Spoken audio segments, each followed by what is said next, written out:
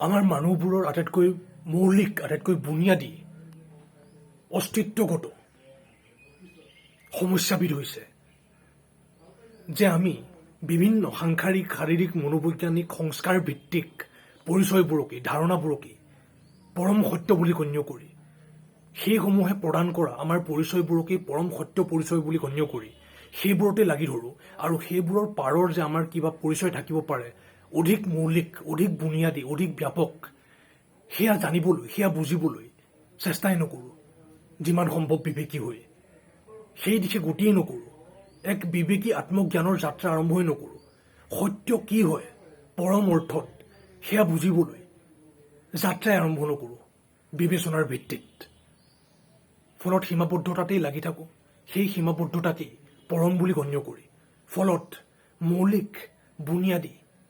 সমস্যাবিধ বুজিয়েই নাপাওঁ সেইবিধ ঠিক কৰিবই নোৱাৰোঁ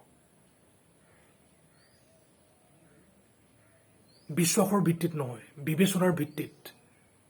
সুস্থ সন্দেহৰ ভিত্তিত যিমান সম্ভৱ বিবেকী হৈ আমি বুজিব লাগিব আৰু বুজিব পাৰোঁ আমি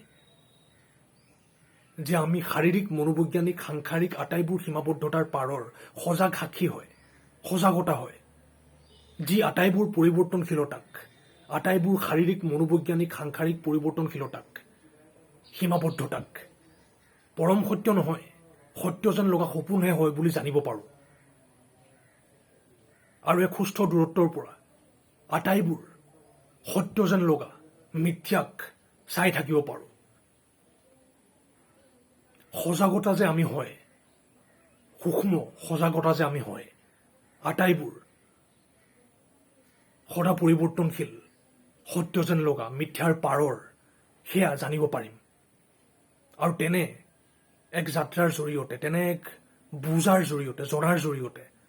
আমি আটাইতকৈ মৌলিক আটাইতকৈ বুনিয়াদী সমস্যাবিধ ঠিক কৰিব পাৰিম বুজিব লাগিব আমি